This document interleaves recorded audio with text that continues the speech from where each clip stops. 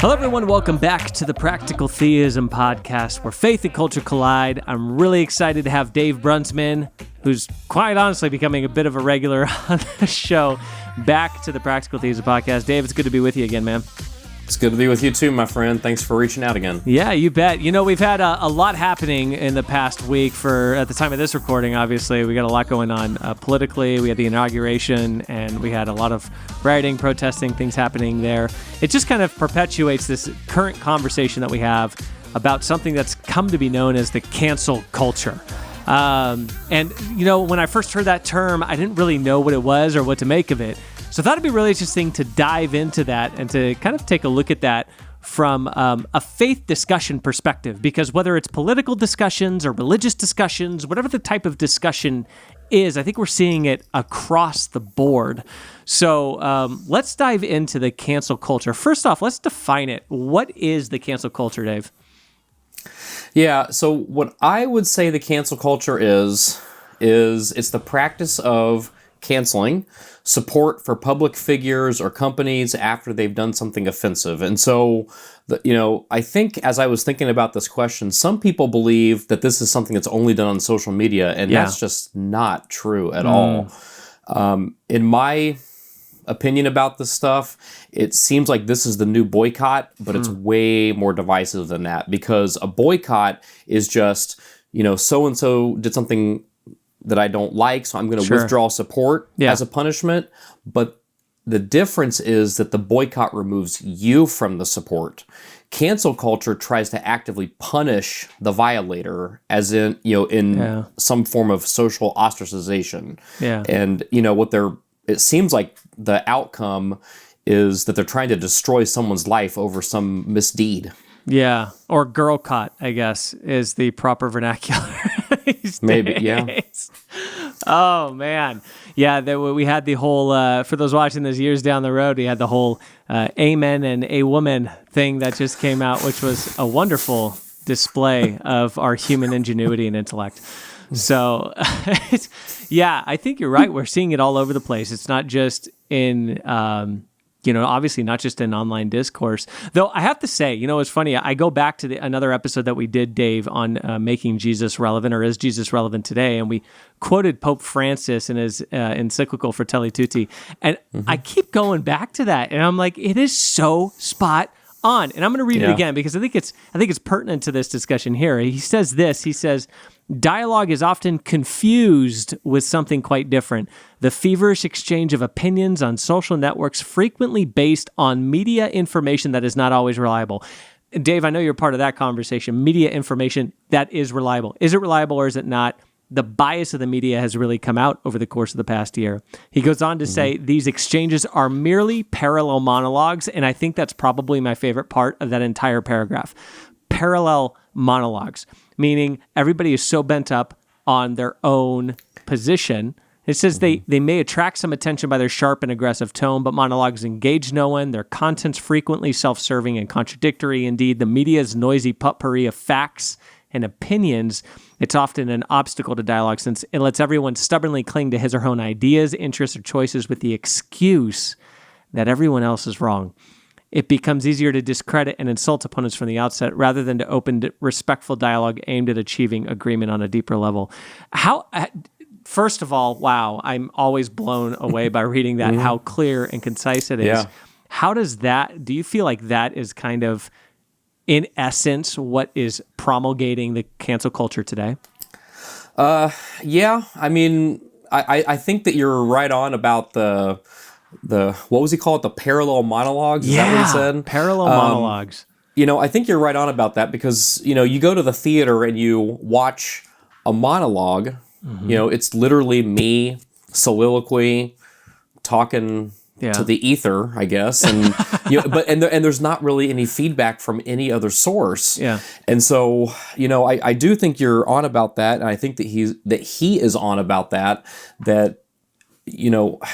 just the way that he's speaking about social media discourse, the media discourse in general. And, I think that we just have to go back to bringing it back around to this whole cancel culture thing. Yeah. When you cancel someone, you are doing exactly the opposite of what the purpose of dialogue is in the first place. Yeah. And it just totally neglects the fact that we can learn from our own history. I've made mistakes, you've made mistakes, but thank goodness you can learn from your history, and please don't cancel me over that. Yeah. I know you mentioned a few different places that we're seeing this most prominently today. Let's just to kind of concisely bring that to a head, where are we seeing this happen most frequently in society? How do you say this concisely? I know. Everywhere. You see it everywhere. Yeah. So I used to work in the film industry, and so I'm a little bit connected in that way, not in anything large scale or anything, but I did used to work there, and so I followed that industry a lot. Yeah. And, I'm going to go there, but, people like Harvey Weinstein, what he did was horrible, terrible, punishable. But the thing is that he still made good movies. And what was going on here? So we're going to cancel Harvey Weinstein, but then we're also not going to show any of the movies that he was associated with anymore. Yeah. And, what is this accomplishing by literally removing his name from everything? Yeah. And, same thing happened with like Bill Cosby. Again, what he's been accused of, charged of, it's horrible. I mean, but he's still, in the same way, he still starred in some very wholesome family shows, groundbreaking wholesome family shows, which are still good and relevant. They're particularly good and relevant for the Black community, and here they are, gone. Yeah, that's nuts. It was interesting. I was to see this play out, and really, what made it really real to me. Real. I was at we had a play date with our kids, and at the park, and there were two ladies there at the park. And what was interesting, it immediately talk about current issues, the race thing going on. One was Black, one was Hispanic, and here I am, probably the whitest of white privilege dudes there at the park. And what was interesting to me is I just observed the conversation unfolding, because it went straight to what's going on today, and how the language that was used was, I don't have time for X people or X person, right, in my life. Right? Yeah. I don't have time for And what was interesting, now these conversations went on for about an hour with the three, and then another hour with just two more people, right? The conversations went on, and I'm sitting there and I'm observing, because I'm still in the process of gathering my thoughts on the whole thing. And so I started asking questions, and it became very apparent after reflecting on the entire interaction. 2 hours of this, Dave, 2 hours, not one question was asked of the parties. They didn't ask each other a question. They didn't ask me a question. No questions were levied. All they were issuing, the entire dialogue was a statement. They would make statements and respond to each other's statements. And it just dawned on me. I started thinking back to other interactions that I've had with people about very similar things. How little questioning there is. Nobody's asking questions about anything. Everybody just levies a statement. You respond to the statement. You're expected to respond to the statement. And in the measure that you agree with the statement that somebody is making, that is your level of connection or communion with that person in that conversation. And that's where that parallel monologues just made so much sense, because that seems like that's all we do these days. I'll tell you what, that is a way different vision of parallel monologue than what I actually was assuming. I think you and I talked about this before, where I have a friend and I communicate with this person quite a bit. Yeah. And he made a comment that, a lot of times we're just talking past each other. Yeah. And I kind of looked at, so we have opposing viewpoints, and he's going to talk past me, and then I have opposing viewpoints to him, and I talk past him. Yeah. But what you're discussing is different. It's similar viewpoints, just continuing to layer statements on top of statements. Yeah. Which actually, see, to me, that sounds like that could just be more insightful. Like not insightful insightful. Yeah. Oh, yeah. I think you're right. What was interesting about it is because these statements are levied, and it's levied as like, this is obviously my truth. This is what's true for me, and which is fine. That's fine. But it's not open to any level of deeper questioning and Yeah, that's thinking, bad. which makes a complete closure to any level of discussion of any ideas or anything like that. And it's just in the measure that you don't agree with that statement, it's an opportunity for somebody to, well, cancel you out. Well, I don't have time for you. I don't have time for you if you don't think the way I think. And what was interesting about it was the topic of discussion, obviously, naturally lent itself to understanding that people have, people make statements about this all the time, but they don't, it's like it doesn't process. The statements of, well, somebody grew up with a specific bias, or somebody maybe was raised in a family that believed that. And rather than have the opinion of, you know what, I think it's an opportunity to potentially shift the conversation. It's just, what, they don't agree with me right now. Screw it. It's not even worth my time, right? It's just like, you need to go figure yourself out, and then I'll talk to you. You know? Yeah, but that's so disrespectful of each individual's experience. To have that kind of an approach, to say, I'm just not going to talk to you because I don't have time for XYZ type of mentality, that actually, I think that directly speaks to exactly what we're talking about. Yeah. I don't want to converse with someone who has a different point of view from me. And all that leads to is tribalism. That leads to, gosh, you're not challenging yourself at all. You're not going to grow if you can't challenge yourself with opposing viewpoints.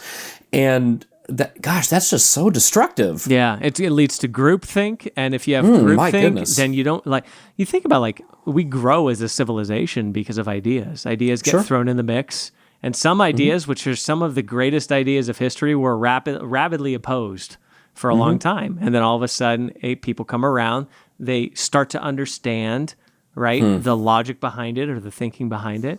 And groupthink's not good for anybody. But I'm curious, the cancel culture, do you feel like it's, I'm sure I know your answer to this, but is it merited? And is it like a just way to go about conversation? Why not? And what would be like a path forward if not? So I would say yes and no. So is it merited and just? Yes and no. It's unmerited and unjust because the thing is that I cannot erase my past, and neither can you. Yeah. And neither can Bill Cosby, neither can Harvey Weinstein, neither can rock music. I mean, I don't think you grew up in the exact same generation as me, but I remember the 80s rock musicians. I mean, backstage romps, and I mean, are they canceled? Like, I still listen to Van Halen today. I still listen to Metallica, Def Leppard, all those guys. They're not canceled. There's a hypocrisy here too. But anyway, it's unmerited and unjust because we cannot erase our history. Yeah. However, I would say it's merited and just because we can learn to be better people, but we shouldn't destroy someone's life over it. Totally. And so, for instance, look at having some kind of a conflict. The conflict having a source of bad behavior. Let's call out that bad behavior. Let's try to correct the bad behavior. Still love the person, but don't look at it in a relativism point of view. Is it wrong, the action? Is it wrong or right, that action? And if it is wrong, say, hey, what has been done here is wrong. And if it isn't, then stand to be corrected and stand to be humble enough to say, you know what? I actually did do something wrong. But don't be a hypocrite about this. Don't be a relativist. Like, there is a truth, and we can all learn from this. Sure. But, so yes and no, merited and unmerited, but I think we have to draw the distinction between the two. Yeah. Do you think there are certain things in culture today that are feeding the cancel culture? Oh, yeah.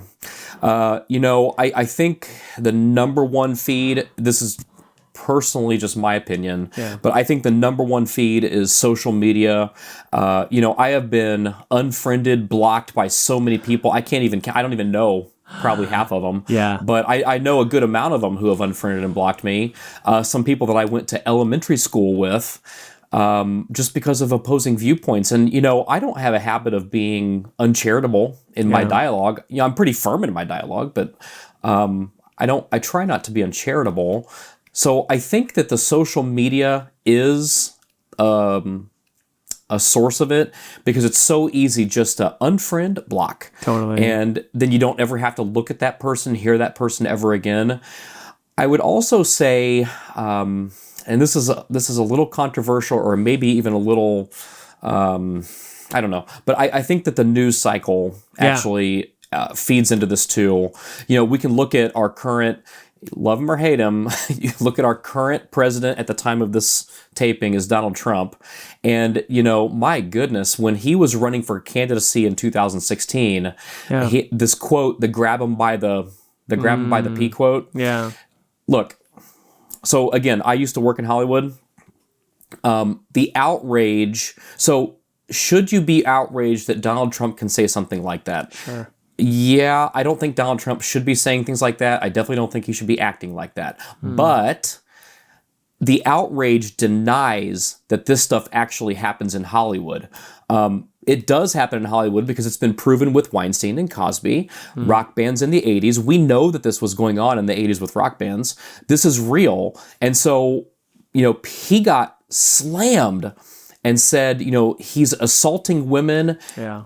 No, because actually, if you listen to what he had to say, they let him do it. They let you do it. When you're a celebrity, they let you do it. And the thing is that that's totally true, and that is part of the culture of Hollywood. Yeah. It doesn't make it right. It is wrong, but they do let you do it. And so the outrage and the way that the news just went and, man, they latched onto that sucker, and everyone just, oh my goodness. Man, it's kind of like on a bit of an unrelated note to it, but kind of like something that's always rattled my brain, right? Is you think of it, it's kind of, I don't know if it's a double-edged sword as much as it is, or like a double standard that we just hold as a society. But it's like, I look at my president, and he can't say things like that. But I look at this other person that I idolize, this rap artist, and they can say things like that. And usually, the whole premise of rap and hip-hop, I'm a big hip-hop fan. I love hip-hop. The whole premise of rap and hip-hop is, you probably remember the old 80s quote, keep it real, right? So there's an element of real that this stuff actually happened. And confessing to crimes committed, confessing to, abuse that's been committed. So on the one hand, what makes it so different for somebody? Is it because the president of the United States versus the rap artist that you follow, who's got the same following, the same influence, but we want to hold this person to a higher standard, but we don't hold ourselves to that standard over here. It's fine over here, Well, I think that's actually a really interesting observation, and I've actually struggled with that same thing, not in the same context or words that you're putting it. Yeah. But yeah, and a lot of times when you challenge that kind of mentality, what they'll say was, well, the office of the president has a prestige to it. Sure. And you know what?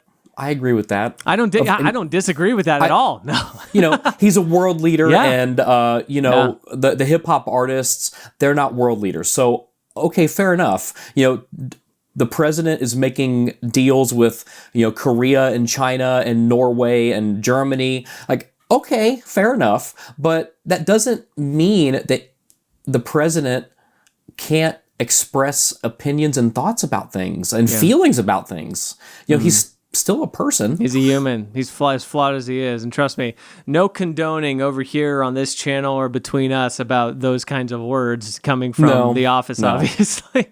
But it gets to kind of an interesting point where all of a sudden, like you said, let's cancel it completely. There's no longer any good deed that person can do because they made something that was they made a decision, they made a statement, they made an action that was contradictory to everything that I did. Therefore, the entire person is what needs to be gotten rid of, not just the deed needs to be reprimanded or repented of. if that Yeah, makes sense. and the thing with President Trump, he, oh my goodness, he is so crass. Yeah. Oh He man, is so crass. it's so bad. He's just so crass. But go back to Obama now. And the thing with Obama, his public persona was so polished and so Very good. Yeah. developed. But, if you looked into Obama, did you know that he was a smoker? And he had a rule that said, I can't be photographed smoking or I can't be filmed smoking. Buddy, that's just as fake as everything else. And so, there is a hypocrisy here, and he knows that he's on the world stage. I think Trump comes in and he just rattles everything because he says, you know what? I don't give a crap about this, so I'm going to do what I want. I am who I am. and unpolished, and you get what you get. Yeah.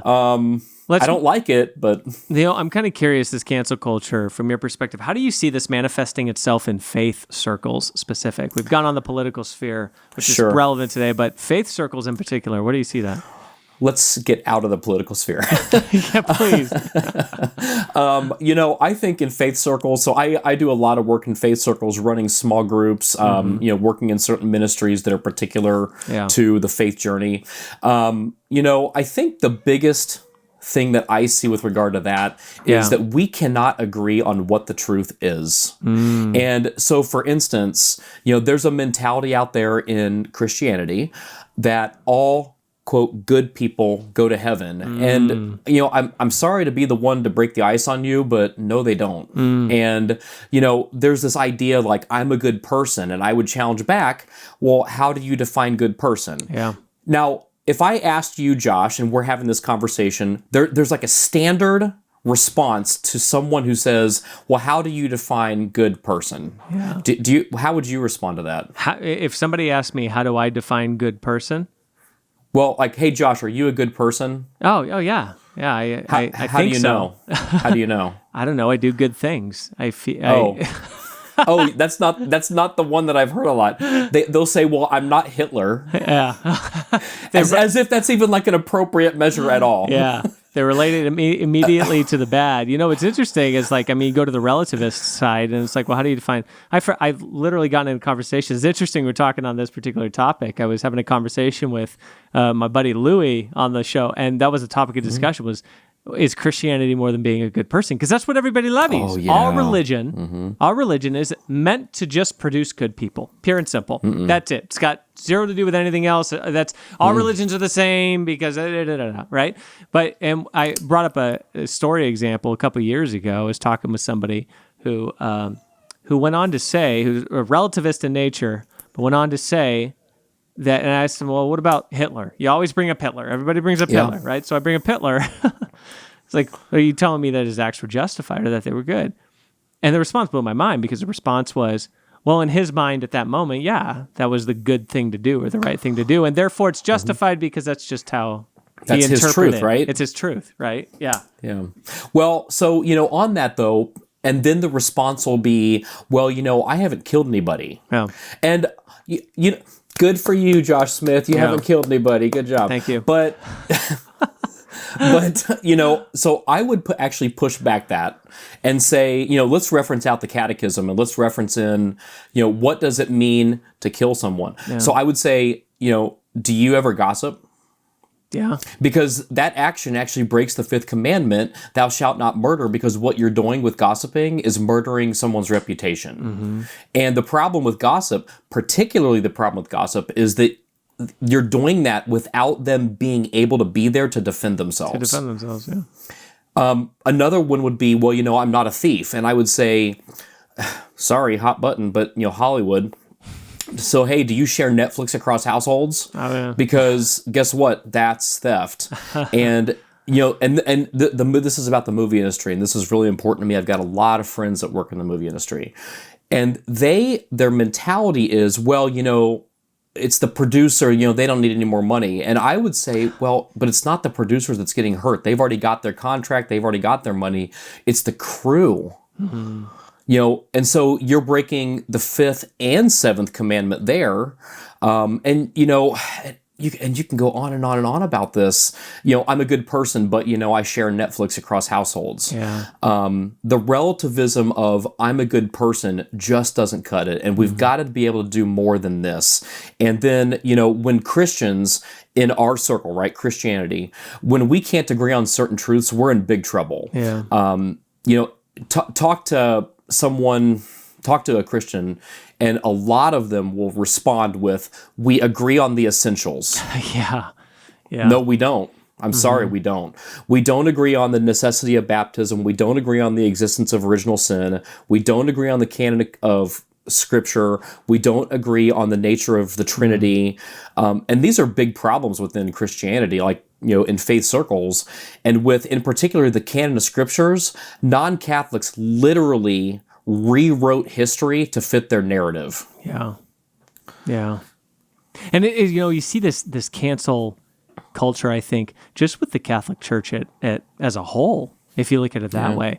It's like, well, I don't, usually there's one or two things, maybe three things. If you're really educated, maybe you have several things that the Catholic Church holds to be true or is purported, you think it teaches that allow you to cancel the entire organization out and not even showcase any redeeming qualities about it. So I think you do have a wave of those. Now, not all Christians fall into that boat. A lot of them recognize that, they actually believe in Jesus Christ, just died for your sins. And, so they affirm certain things. But I think you could see this, like this excommunication, if you will.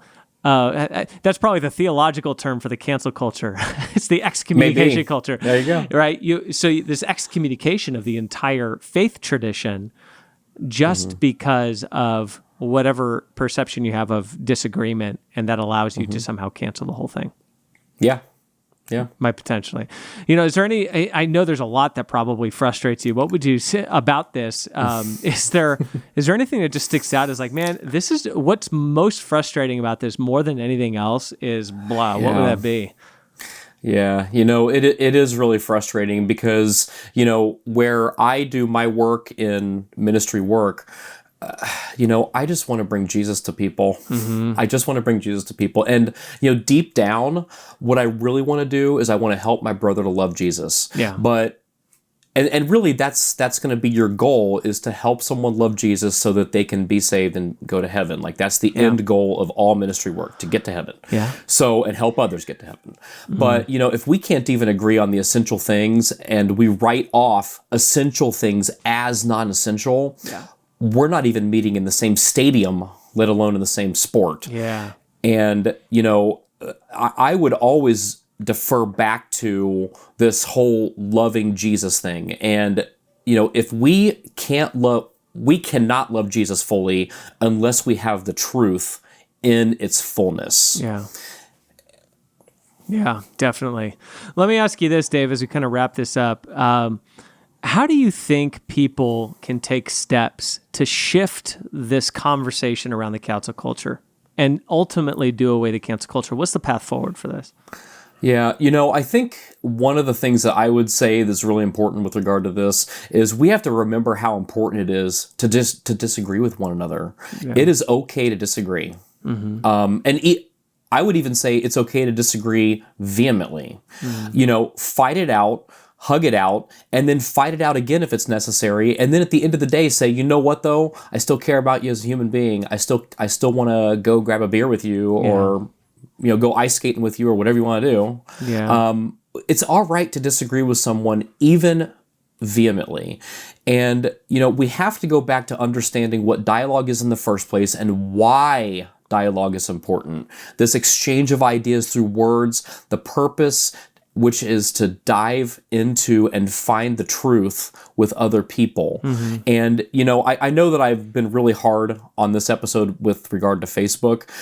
Honestly, I think Facebook and Twitter and things like that, I think they're great tools. Yeah.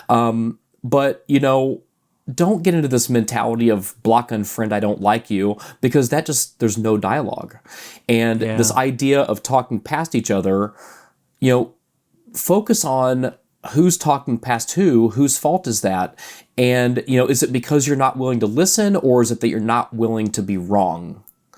And, I think really to open this stuff up all the way, I think we have to have humility to say that, you know what, I'm willing to be wrong. Yeah. And, I don't know if I've ever shared this with you or not, but this is kind of my slogan that I use when I get into arguments with people, particularly about Catholicism.